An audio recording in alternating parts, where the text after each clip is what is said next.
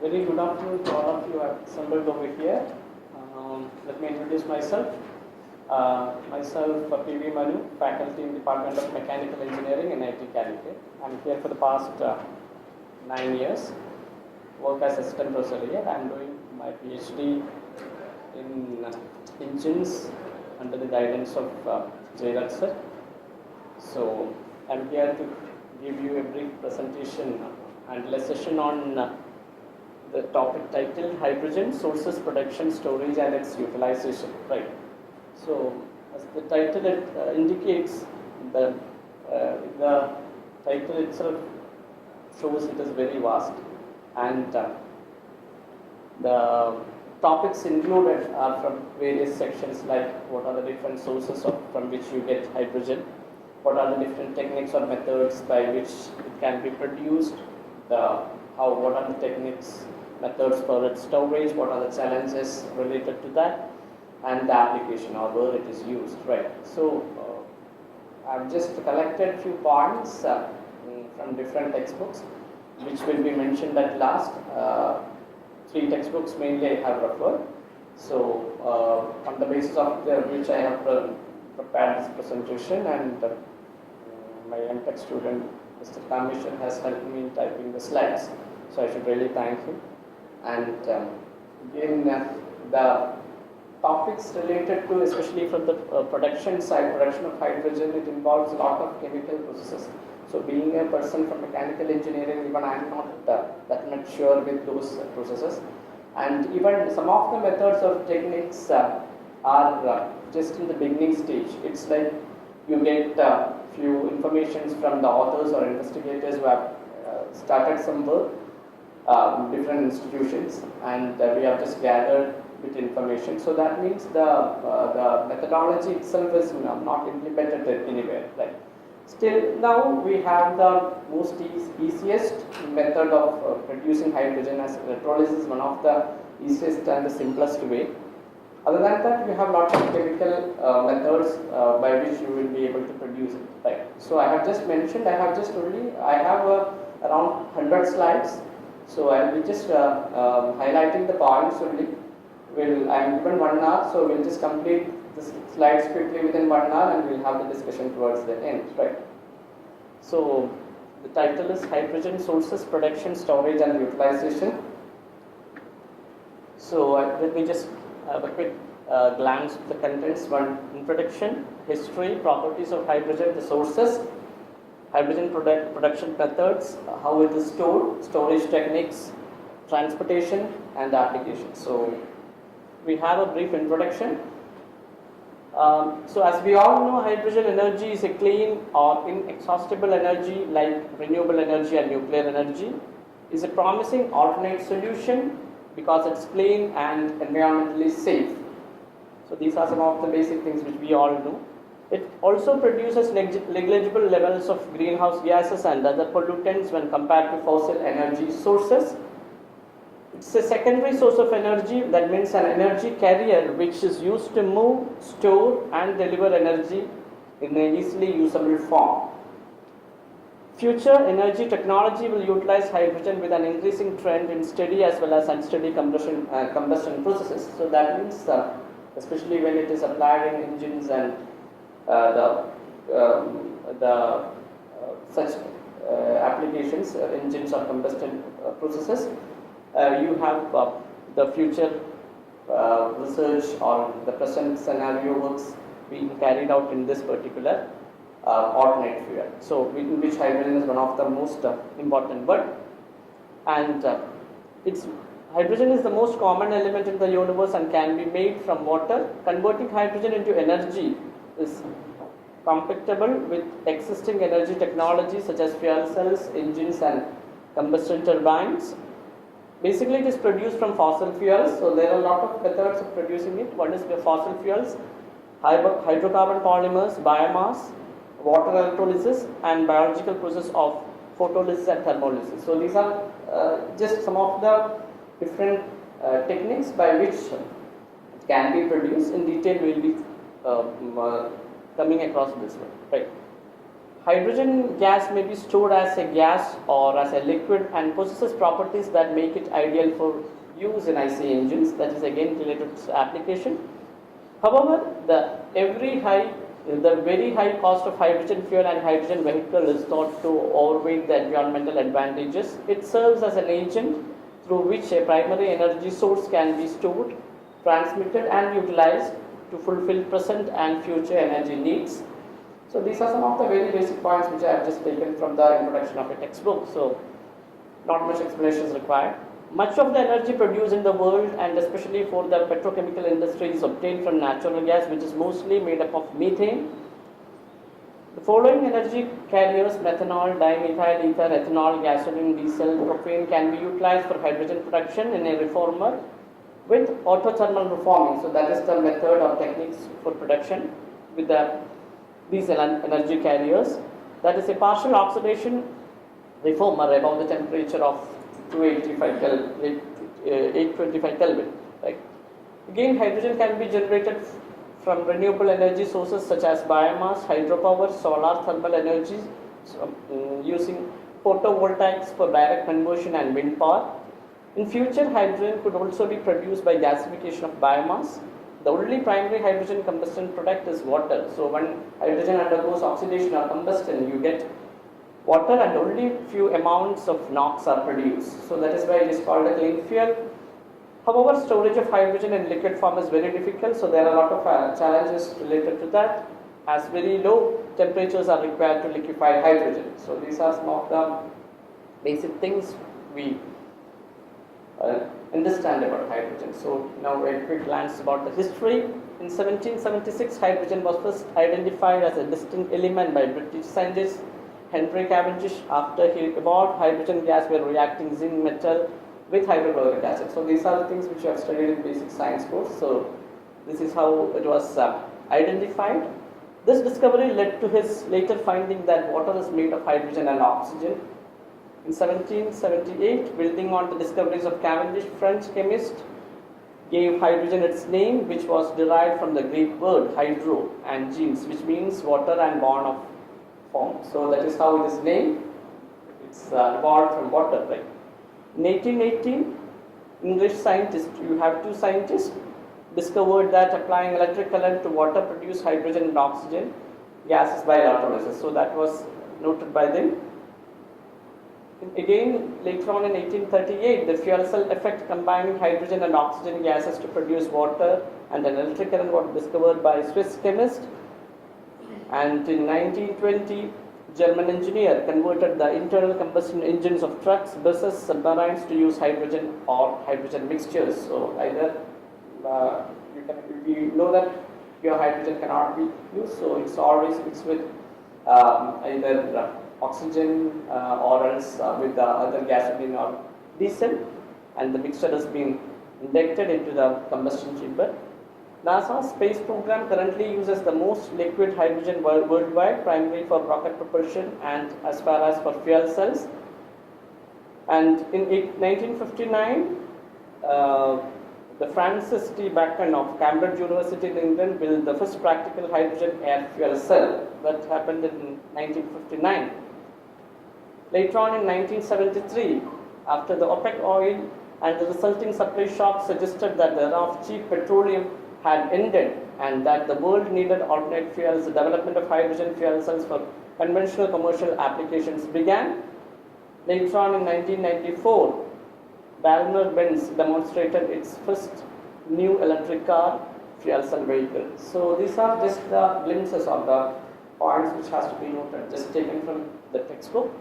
So this shows how right from the beginning when hydrogen was invented by Cavendish, later on how it was known that it can be generated from water, and till now it is being implemented as alternate fuels in engines, space technology, all these things, right? So quickly we'll see what properties of hydrogen, which most of us know. It's a colorless, tasteless gas and lightest chemical substance. The hydrogen molecule is non-polar. The weak nature of intermolecular forces of attraction is indicated by low normal boiling point. the normal melting point and the critical temperature around 30.2 Kelvin at a critical pressure of 12.8 atmosphere. So this shows the properties of hydrogen. There are three isotopes, the abundant isotopes which has 99.98% of naturally occurring hydrogen. Then you have deuterium which consists of 0.015%, and radioactive tritium occurs only in trace amount. So these are the three isotopes of hydrogen. It consists of a mixture of two types of molecules, orthohydrogen in which two protons spin are parallel, and you have parahydrogen in which they are antiparallel. So these are some of the things related to the structure and the isotopic nature of hydrogen. Hydrogen is a synthetic energy carrier. It carries energy generated by some other process. Laboratory tests conducted on internal combustion engines burning hydrogen demonstrate good performance. In comparison with an engine burning gasoline, the emission of nitrogen oxides is far less for engine fuel by hydrogen. So these are proved by a lot of experiments conducted on IC engines. The product of hydrogen combustion with air is water vapor and negligible pollution when the peak temperature is limited. Some oxides of nitrogen are formed at very high combustion temperatures.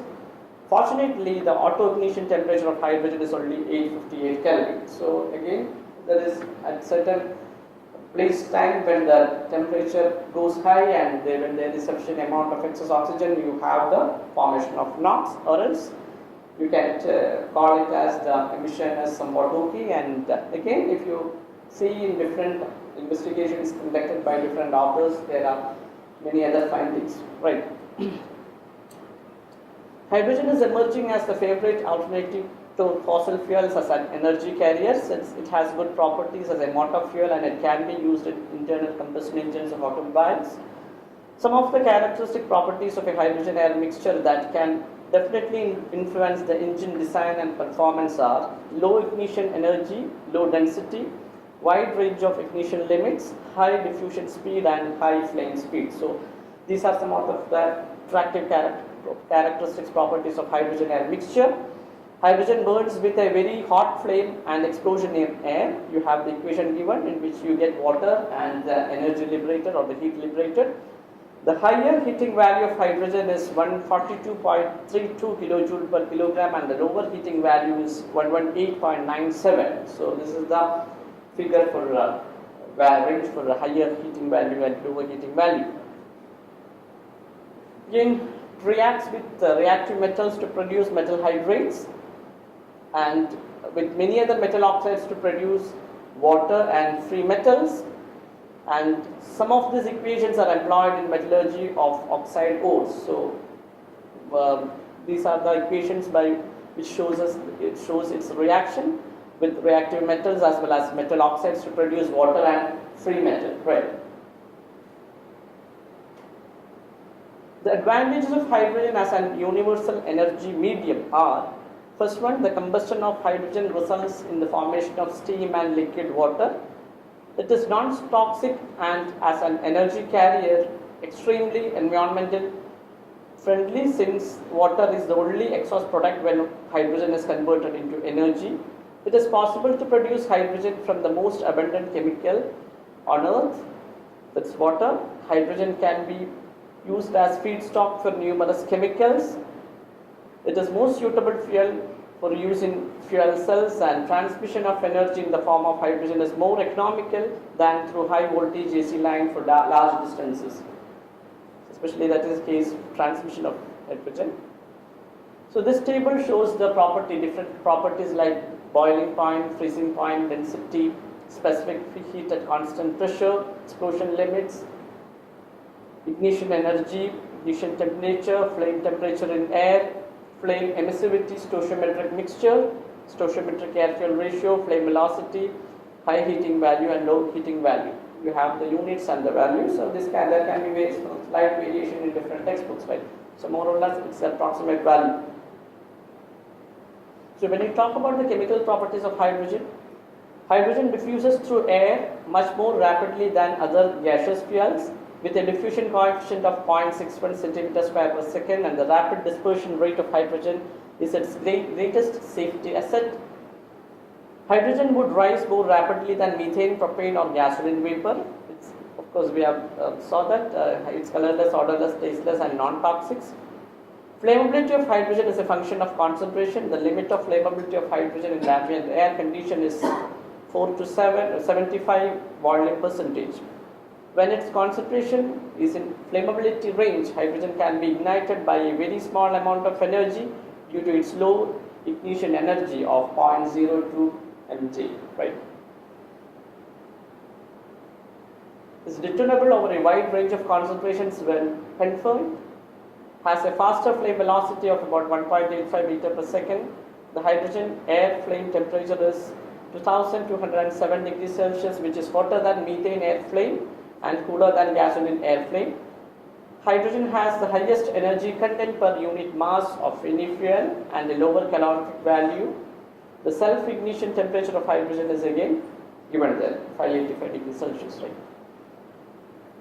So this just shows you the different sources of hydrogen, the places or the sources from which the hydrogen can be produced.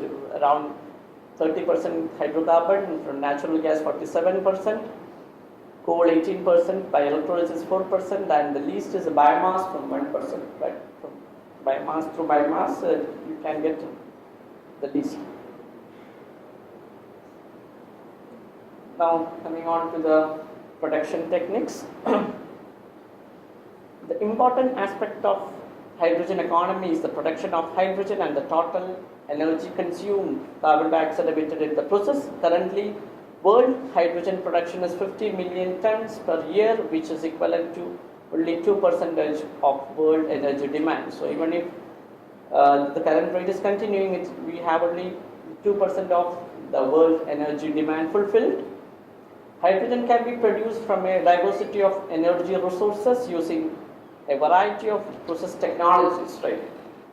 So I have just listed out what are the production processes. So this is a elaborate version of, I mean, you have lot of processes or techniques written here, but some of them are just in the beginning stage. Few investigators or authors have just started the basic work, so not complete information or data is available. They have not disclosed it, but I have just listed it. The first one is hydrogen from natural gas by steam reformation, from hydrocarbon, from coal, water, photocatalytic hydrogen production, solar power hydrogen production, hydrogen from hydrogen sulfide, hydrogen from biorenewables through biologic process, again from biorenewables through thermochemical processes, from biomass through non-conventional processes, by gasification, by biomass gasification by steam reforming, from biomass through air steam gasification, from biomass by supercritical water gasification, hydrogen rich gas from shells through supercritical water extraction, and production of hydrogen from Moses algae via pyrolysis and steam generation. So just listed out whatever is available in the net and the textbook. So even few methods I am not going to discuss even, because so I'll be just discussing about these technologies. Hydrogen from hydrocarbons, production of hydrogen from hydrocarbons, from coal, from nuclear energy, from wind energy, sustainable hydrogen production by thermochemical biomass processing, solar energy usage to produce hydrogen, and of course from electrolysis, right?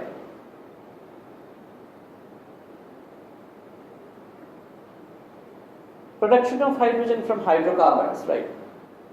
Hydrogen production technologies from hydrocarbon can be classified as oxidative process and non-oxidative process. You are just categorizing it. Oxidative processing of hydrocarbons to hydrogen occurs at elevated temperatures in the presence of oxidants such as oxygen, steam, carbon dioxide or combination. The oxidative conversion of hydrocarbons to hydrogen can be represented by the chemical equations given there, CnHm to OX. You get X H2 plus YCO plus ZCO2, where CnHm is the original hydrocarbon and the oxidant is OH. So you have the basic reaction there. So again, typically you have a temperature about 700 degrees Celsius, right? Non-oxidative conversion of hydrocarbon feedstock to hydrogen generally occurs by splitting CH bonds in hydrocarbon in response to an energy input, and it doesn't require the presence of oxidizing agent, so that has to be noted. The following chemical reaction describes the non-oxidative transformation of hydrogen to hydrocarbons to hydrogen. Here again you have the energy given. You get the output as X H2 plus Y C plus Z CpHq, where CnHm is the original hydrocarbon and CpHq represents relatively stable products of the feedstock cracking, and energy is energy is given as the input, right? So most of the processes mentioned here are having chemical background. So I can give you the textbook from which I have taken this. It's there. The ebooks are available in the sites. In Google it is there, or even if you need, I can give you the ebooks in which it is elaborately written. So I have just highlighted, and even some of the process it is what I have taken from the book. It's not even the authors when they have presented in the form of textbook. The data is also not complete. So I couldn't get a clear idea of these some of the process, right? So oxidative processes include steam methane reforming, autothermal reforming, partial oxidation, combined reforming, steam ion processes, CO2 reforming of methane, plasma reforming, photocatalytic conversion, and non-oxidative processes include thermal decomposition, catalytic decomposition, refinery processes, and plasma decomposition, right? So basically these are the hydrogen production techniques from hydrocarbons. We are just categorizing as oxidative and non-oxidative, right? You have yet another method, a technique known as steam methane reforming, SMR. This is the most important and widely used process for industrial manufacture of hydrogen, amounting to about 40% of the total world production. Steam methane reforming is a process in which methane from natural gas is heated with steam, usually with a catalyst, to produce a mixture of carbon monoxide and hydrogen used in organic synthesis and as a fuel. So this is exactly what's happening in steam methane reforming.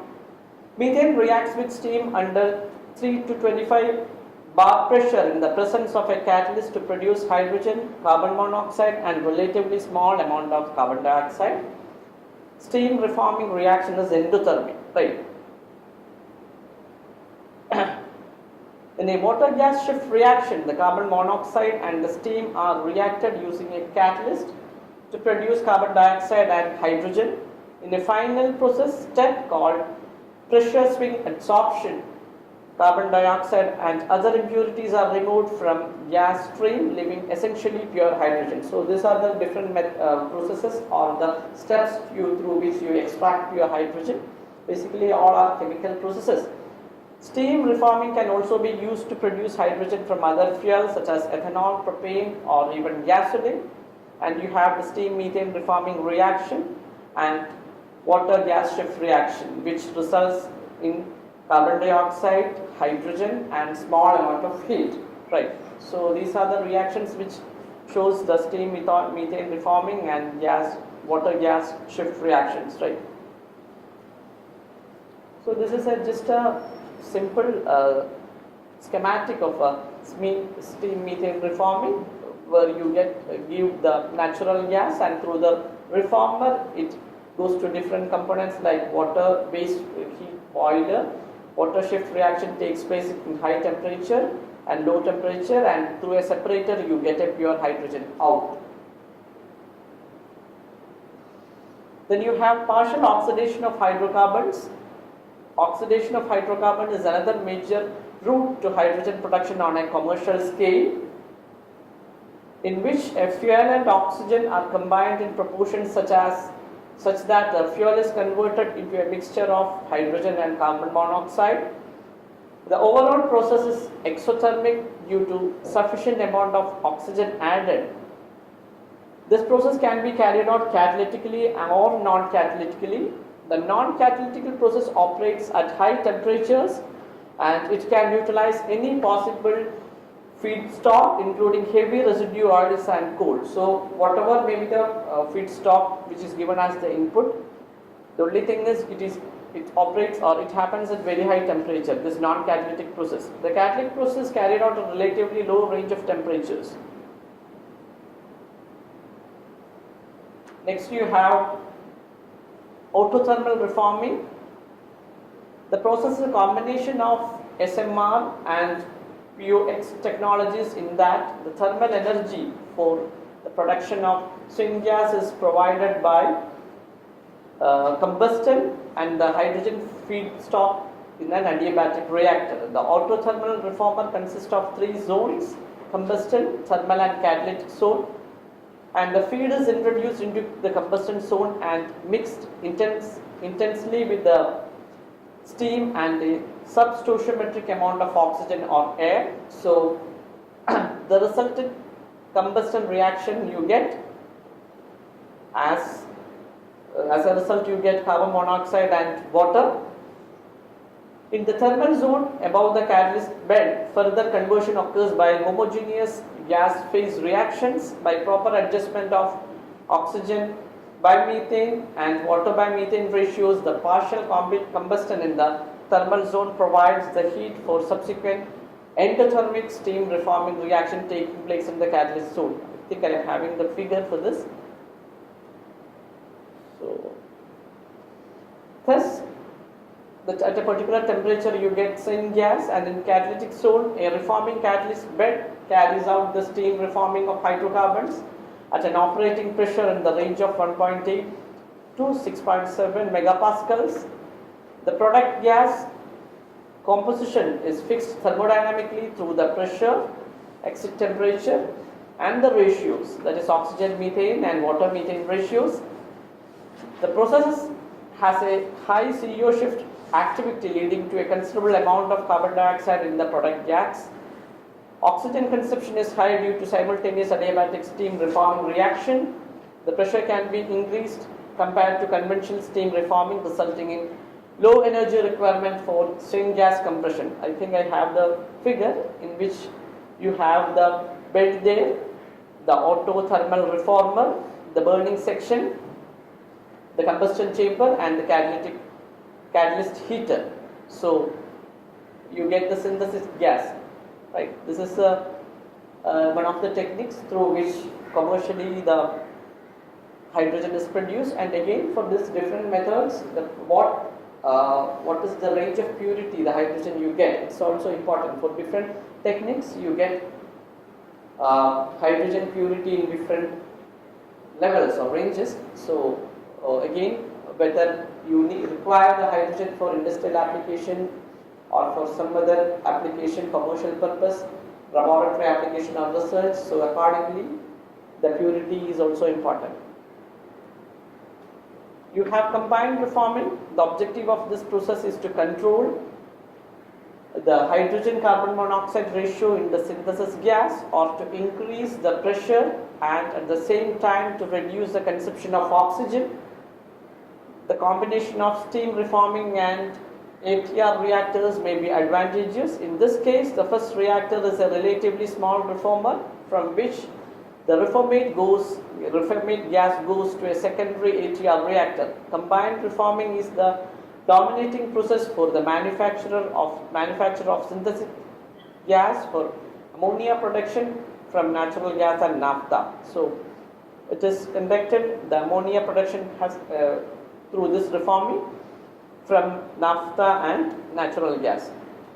So again, this is the schematic for diagram of the reformer section of combined reforming of natural gas.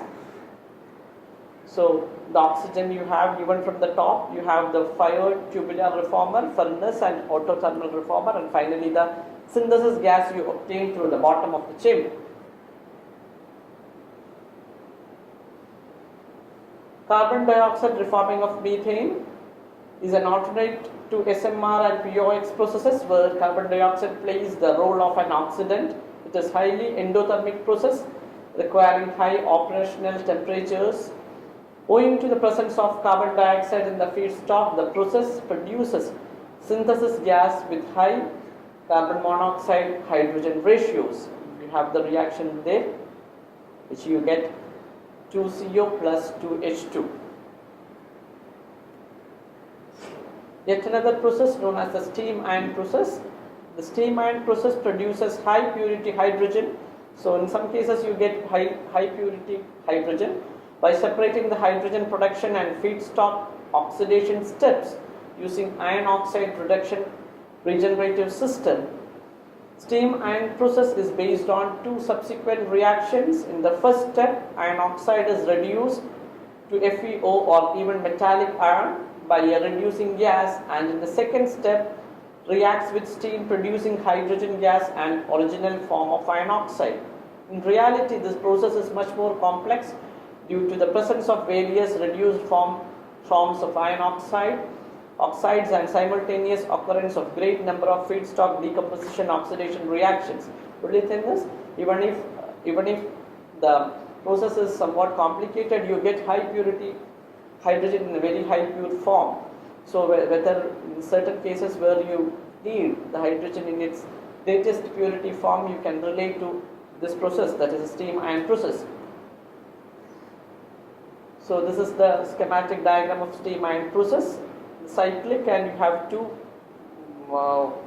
schematic diagrams. First one setup is for cyclic and continuous reactor for hydrogen production by steam ion process, right? So you have different layers or chambers through which syngas is given and the steam from top, and finally you get the steam and hydrogen from the bottom of the chamber.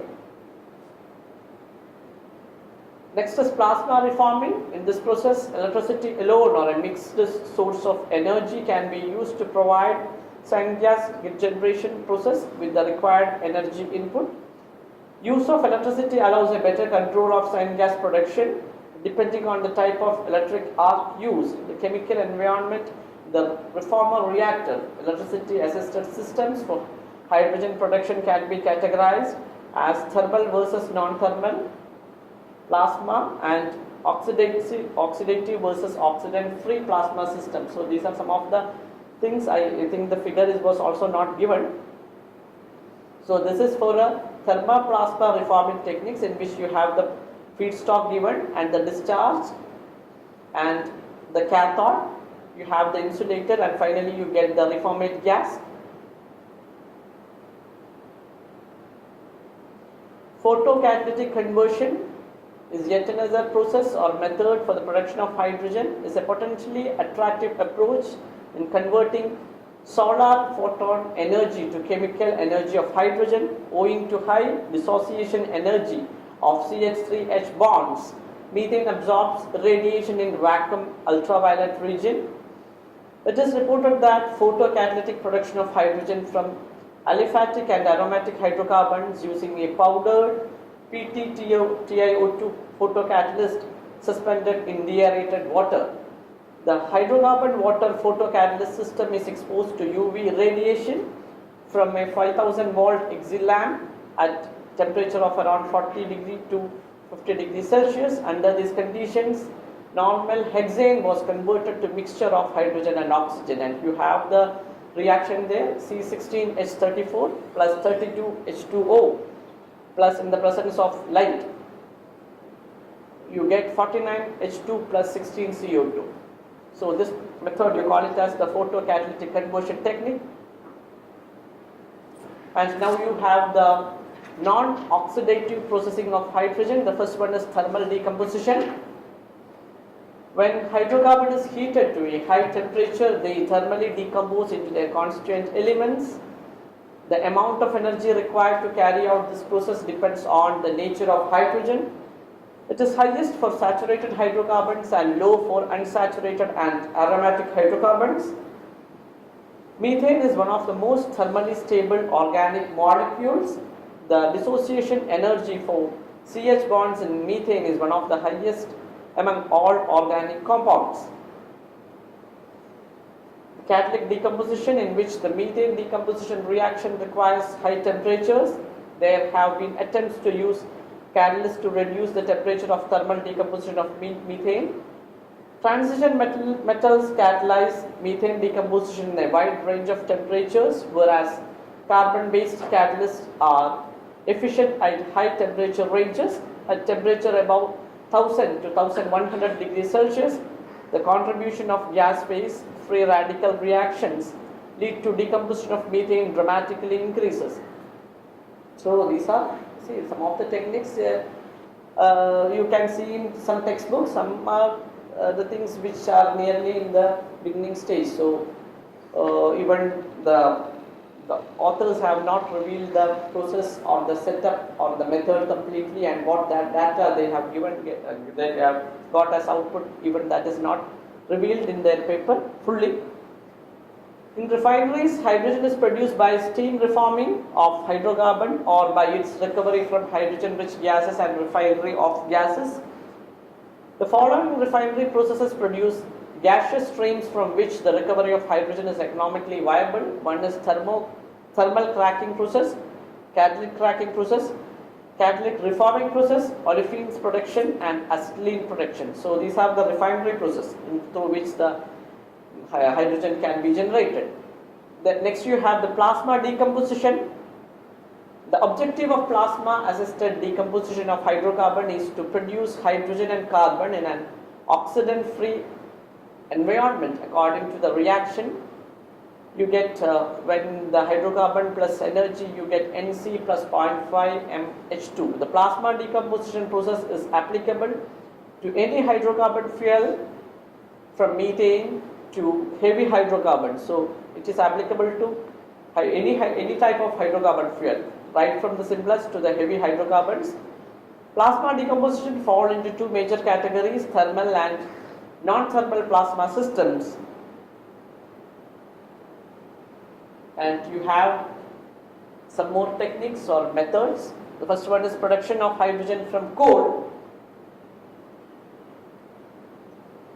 So currently about 23% of world's primary energy comes from coal. It's a complex mixture of organic chemical substances made up of carbon, hydrogen, oxygen, and small amount of nitrogen and sulfur, as well as moisture and minerals. According to degree of qualification, coal is classified as brown coal, sublignite, subbituminous, bituminous, and anthracite, each having different heating value. These are the details regarding coal. Hydrogen is mainly produced from water by splitting water molecule into hydrogen and oxygen.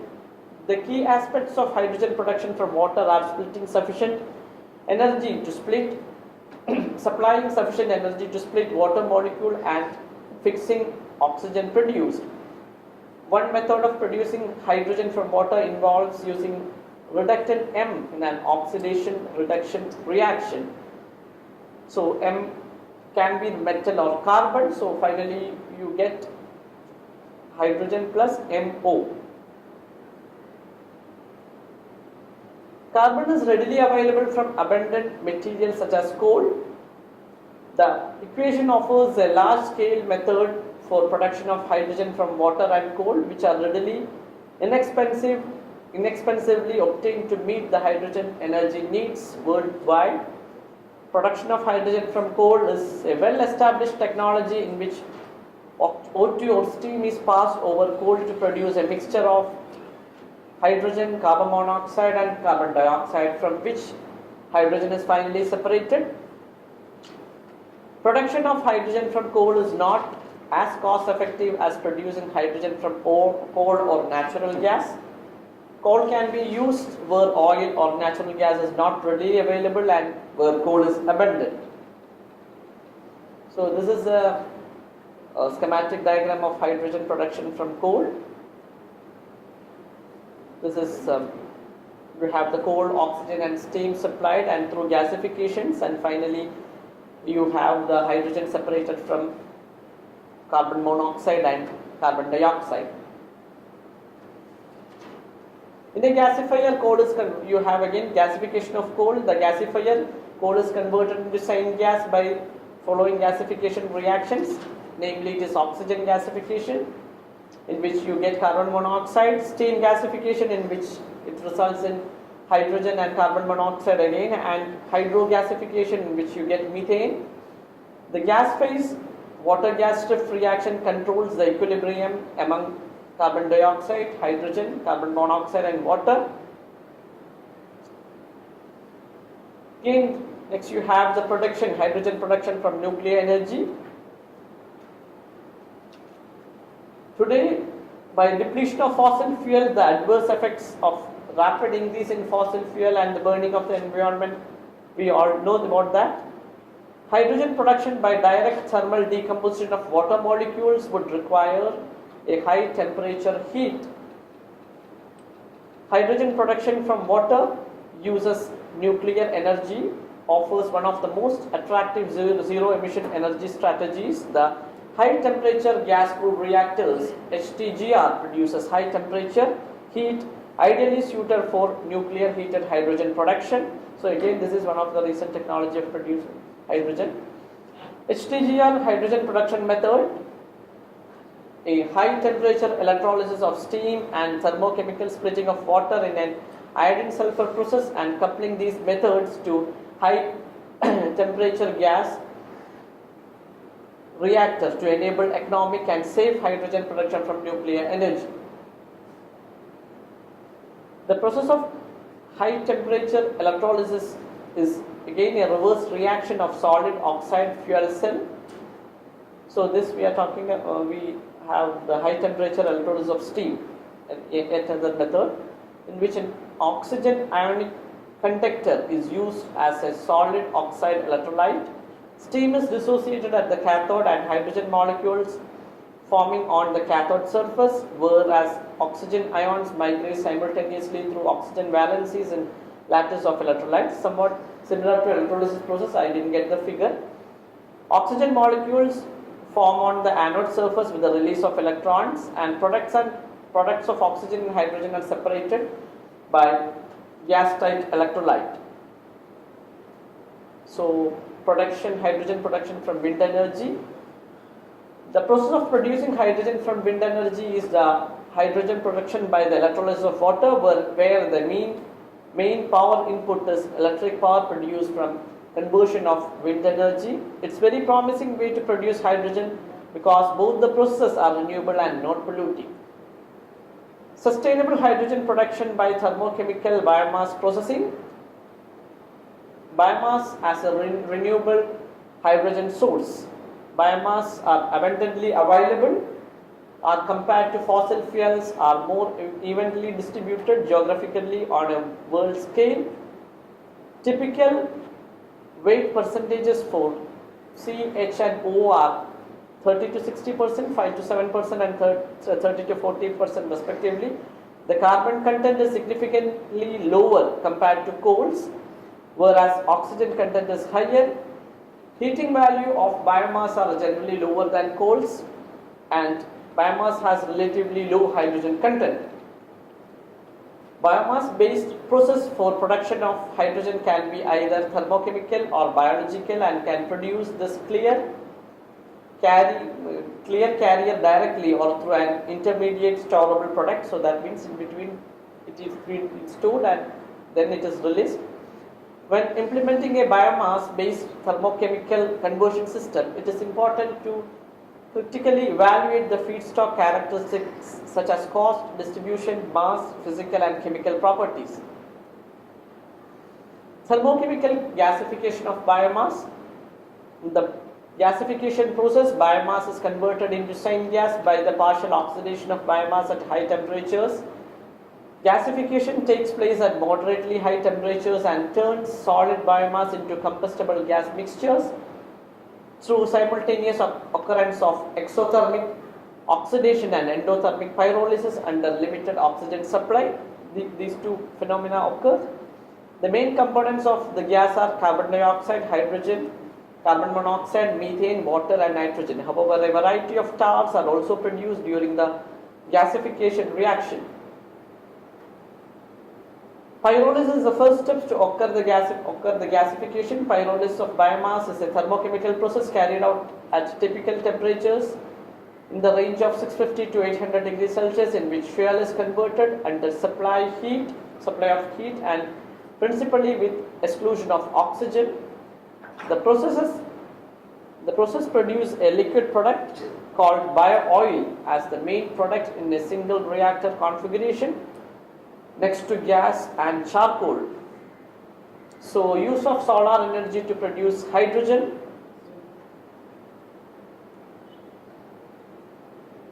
So if you have any clarification, just mark the slide. We'll have the discussion towards the end because I am having only 15 minutes left.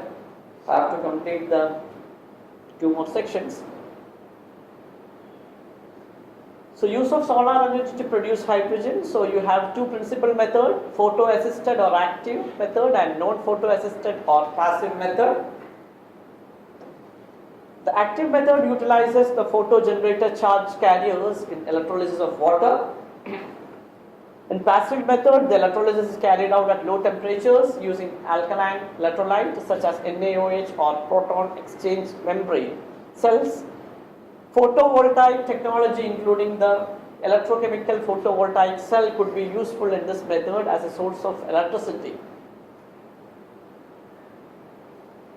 Again, the simplest way, that is electrolysis, production of hydrogen from electrolysis, all of us are familiar, is a promising option for hydrogen production from renewable resources. This process of using electricity to split water into hydrogen and oxygen and reaction takes place in a unit called electrolyzer. The reaction has a standard potential of negative 1.23 volt. When electric current is applied, hydrogen gas will be generated at the cathode side and oxygen at the anode. To improve the conductivity of water, potassium hydroxide is added to water. So there are a lot of other things which can be added. So, and at anode and cathode, these are the reactions happening, and the overall reaction is hydrogen breaking down into H2 and half O2. So this shows the schematic diagram of electrolysis process. Okay. So that was about the production. Now coming to storage of hydrogen.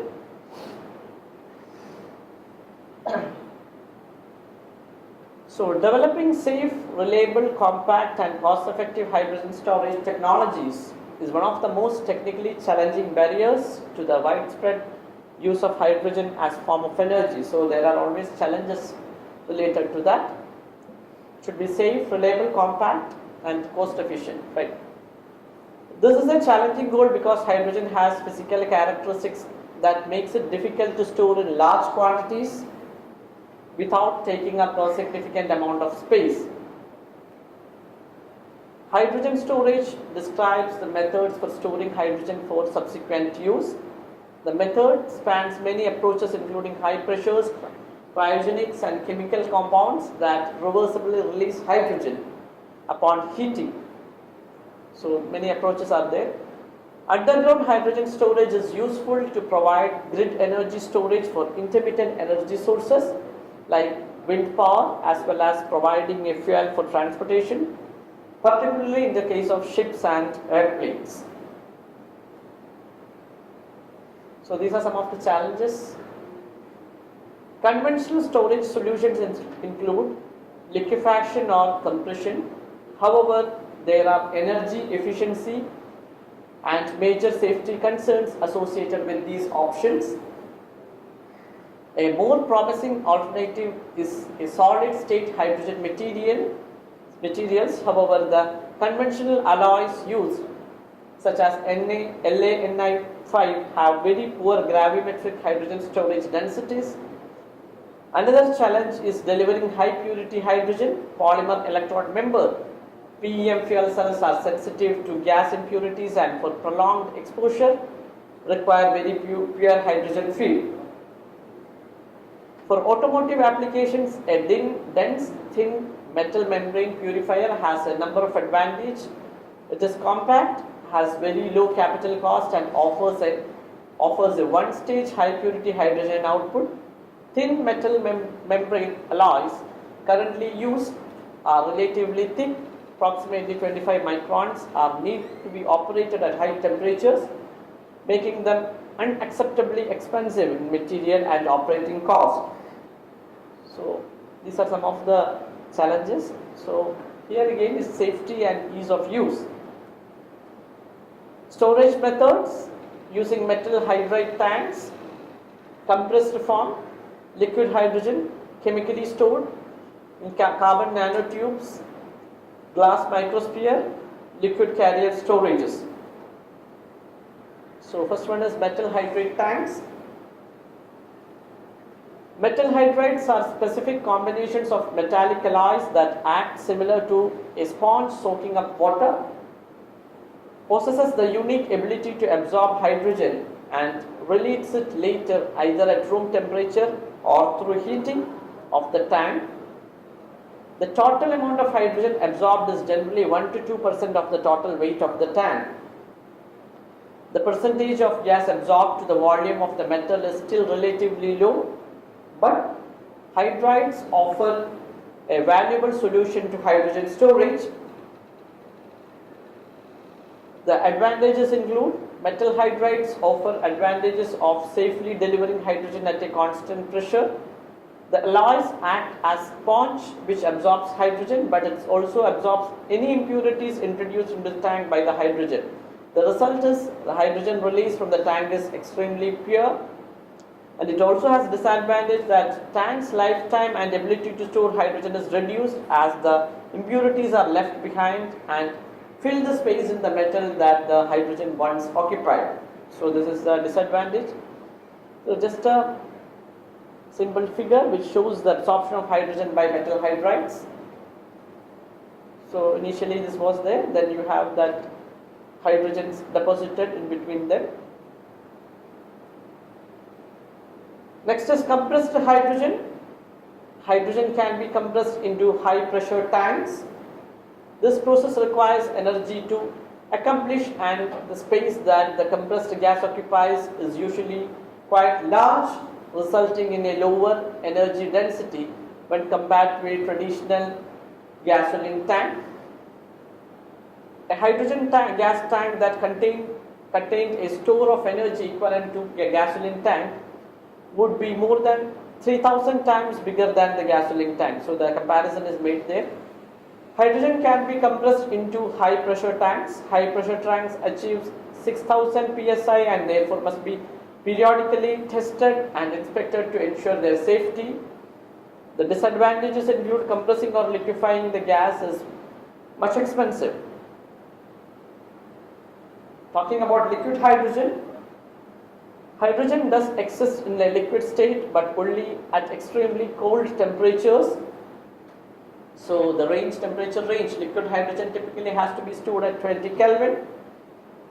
The temperature requirements for liquid hydrogen storage necessitate the expending energy to compress and chill the hydrogen into its liquid state. The storage tanks are insulated to preserve temperature and reinforced to store the liquid hydrogen under pressure.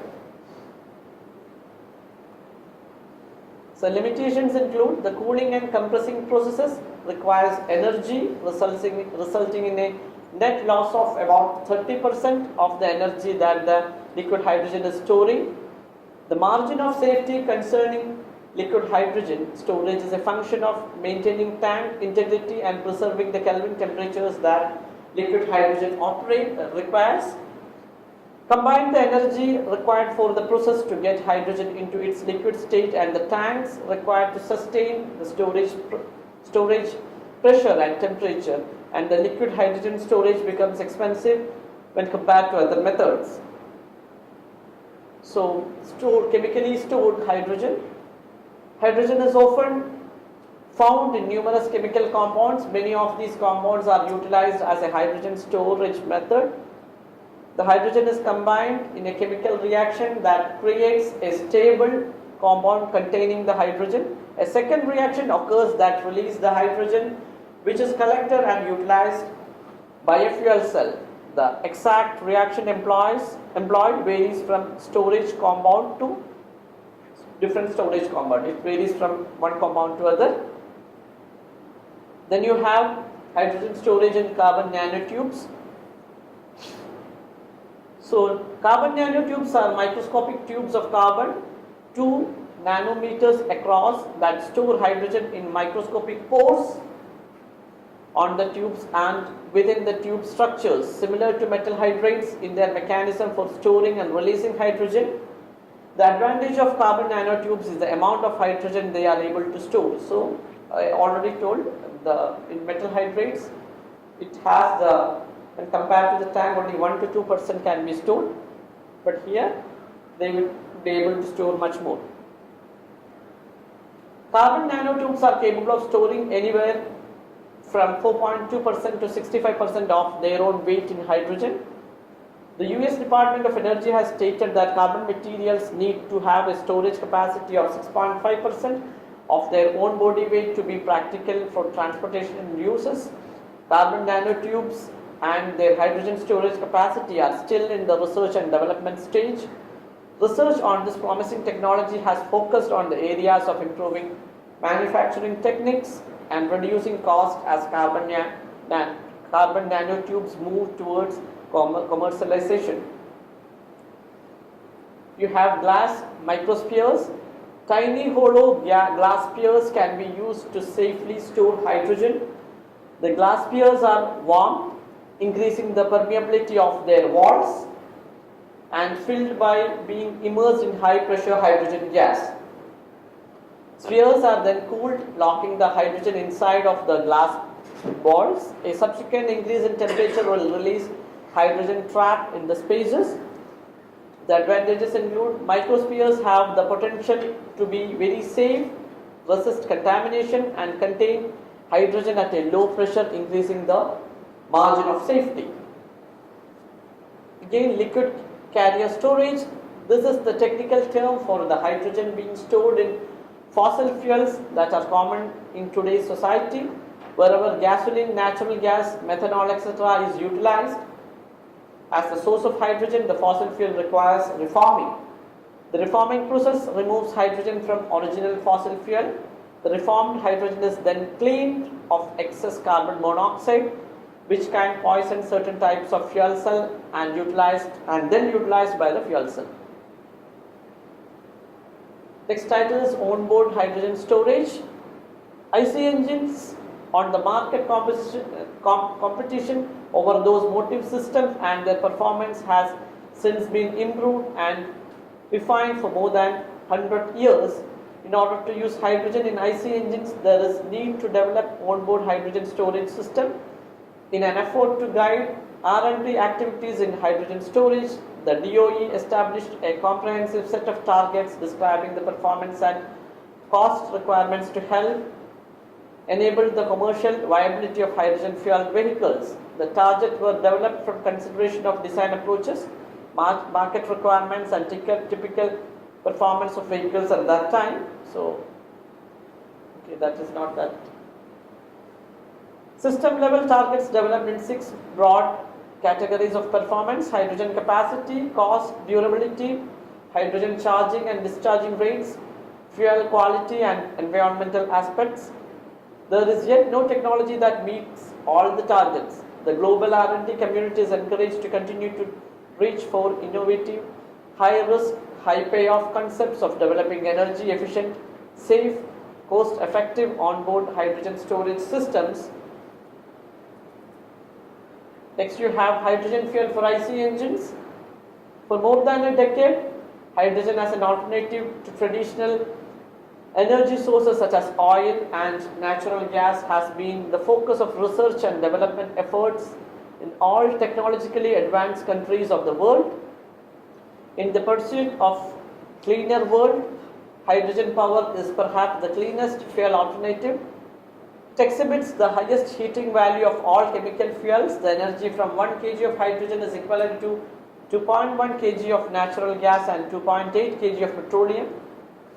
A hydrogen engine has both the advantages of high thermal efficiency of a diesel engine and the excellent operating performance of a petrol engine.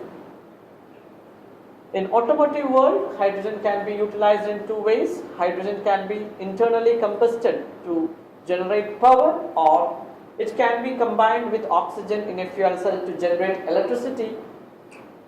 Because the engine runs on hydrogen gas, there are some slight changes in the engine design.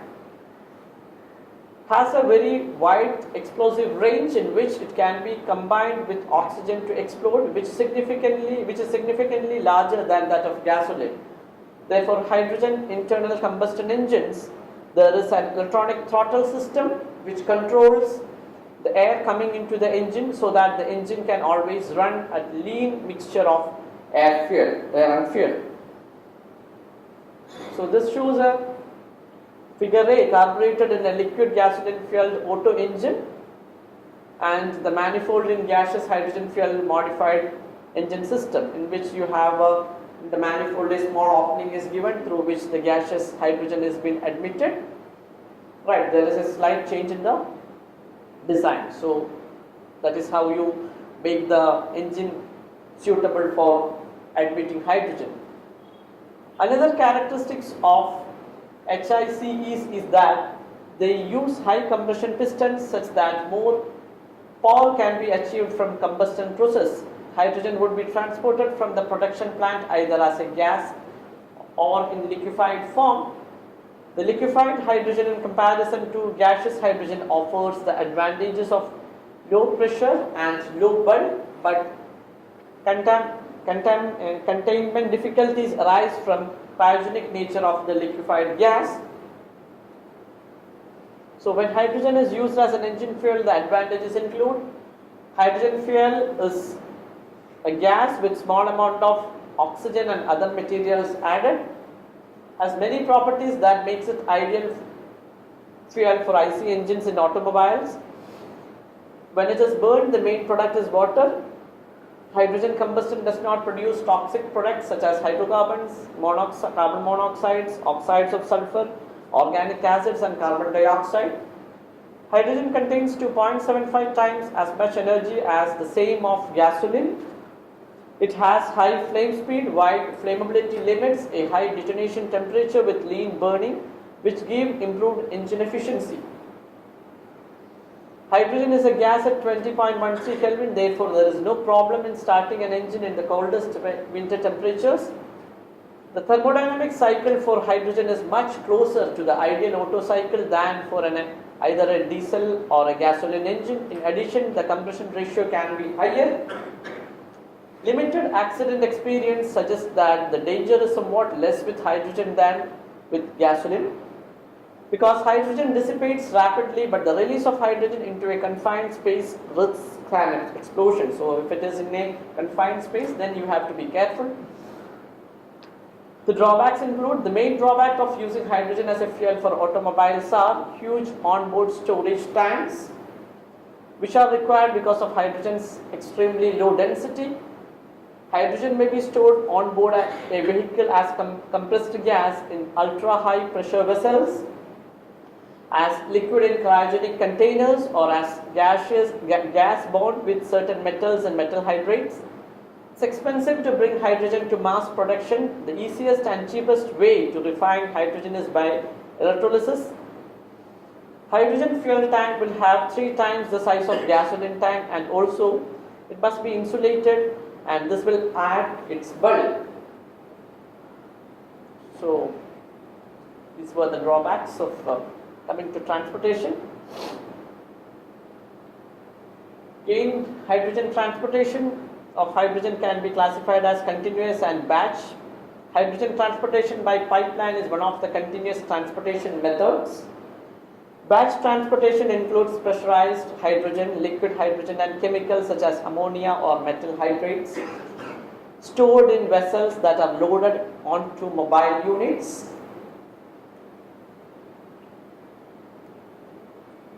Hydrogen fuel cell.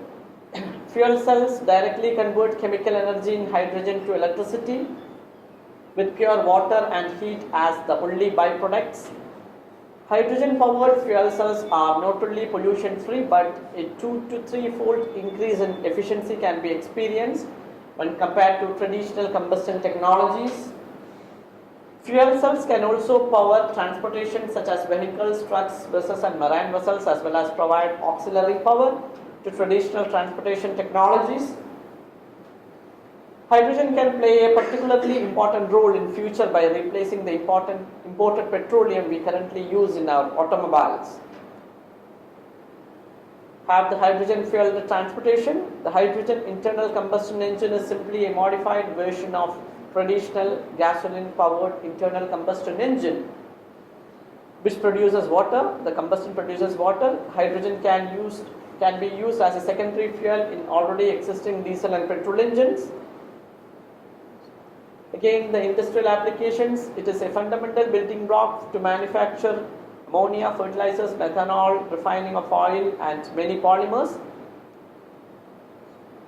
Coming to the application in space, hydrogen, a light and extremely powerful rocket propellant, has the lowest molecular weight of any known substance and burns with extreme intensity. In combination with an oxidizer such as liquid oxygen, liquid hydrogen yields the highest specific impulse or efficiency in relation to the amount of propellant consumed of any known rocket propellant. So these were the applications and these are the textbooks from which the slides were prepared. So those who are interested can just make a note. I can give you the ebooks. It is available in Google. Hydrogen fuel production, transportation and storage by Ram B. Gupta, and you have biohydrogen for future engine fuel demands and hydrogen energy challenges and prospects. So see, most of the things, especially the production techniques, even some of the techniques I am also not that sure. Basically, being a person from mechanical engineering, a lot of chemical processes are there. I just, since the topic given to me was this for discussion of a presentation, I just, since the books was available with me, I just collected and my student prepared this thing and I just presented. But some of the things, if you ask in depth, when I am unable to give the answer. Other than things, when it is related to engines, which I do research, that is okay. So, I think I had to run where it was. I was given 1 hour and the topic was very vast. Even if you see the textbook, you can know that even other than that, lot of other techniques are given for storage as well as for protection. Those who are interested can just take a book and read it. Okay, thank you for listening to me. So how far electrolysis is proper for fuel cell? How far? Electrolysis process is suitable for fuel cell. Fuel cell and electrolysis, which way are you? Hydrogen getting and using it as a fuel. Ah. So how far is it efficient? I mean the power input and power output. No, as of that, you cannot compare a electrolysis process with a fuel cell. There are a lot of other parameters. Which did you visit our fuel cell? Ah. That if you ask such a question in a broader sense, how far means you can always tell that the fuel cell will be more efficient when compared to electrolysis, because there are lot of other parameters. See, I have highlighted in one of my slides that it is one of the cheapest method and which easiest method, cheapest method to get pure form of hydrogen. So that doesn't mean that the unit or the electrolysis, the electrolyzer should be efficient. So it depends upon a lot of factors like what kind of electrolyzer you use, electrode you use, and lot of other things. So I should say that fuel cell is always more efficient when compared to electrolysis. Still, you can tell that the electrolysis is in the beginning stage. There are a lot of research and things happening there. So many a times we feel that the input given for the electrolysis, even the investigators or the authors comment differently about that. So as of that, you cannot tell that this principle, when you compare the fuel cell technology with the electrolysis process, this will be always having more advantage, or this is more always efficient when compared to the technique. You cannot tell that. Right. For large scale, which electrolysis is not suitable for large scale. Not at all suitable for large scale. So people are doing a lot of research and that area. Later on we can see, for example, if you use normally you use stainless steel as electrodes. Than that, now even platinum is used. But you know platinum is very expensive. So other than that, so we cannot use fabricate a cell with the platinum electrode so that you can generate a huge quantity of hydrogen. So that means always you will be sticking on to the conventional techniques of like stainless steel or something like that. So that is the volume generated or the amount of hydrogen generated is, you can tell it is negligible when compared to other production methods. But the thing is, only thing is you get a pure form and it's easy and cheap. Right. So if you are interested, you can meet him. My MTech student, he has done one dry cell electrolyzer. He has fabricated. I think he is having video that he will show that how we have fabricated and how much is the actually we have not measured how much is the gas generated, but still we can say more or less sufficient good amount of gas is generated by that dry cell electrolyzer. Right. Sir, brief comment on from solar energy we are doing this electrolysis process and getting hydrogen. How far How far it is? efficient? From solar. Efficiency again, I have the same answer. You have to ask earlier because many of the techniques it's see solar means only thing is normally I told you negative what is that? How much is the value? Negative 1.23 volts. This should be given. But at the same time, here what we give is we give a power source through which the power has been given, the electrical energy has been given. Solar means you have the solar energy again through the panels you give that input and the process is same. The process of generating or producing hydrogen is same, but the input that you give in various energy forms are different. So now I think whatever we do, basically the slide I showed in which you in the most generalized form of electrolysis what we tell is we give current and what it gets split up. So that is more efficient when compared to solar. Right. And most of the technologies, I am still repeating, it is still okay. You are talking this much about hydrogen. I am sure that still now it is in its childhood time. Lot of research, lot of analysis, all are essential. But the thing is, it is we all know it is very good. What to say for future? It's energy carrier, the energy content. It's having huge energy content, and if you, in some or the other way, if you are able to extract that, it is really beneficial. But now it is 2017. What time will be reaching to that level? God only knows. Right. Anything else? Thank you.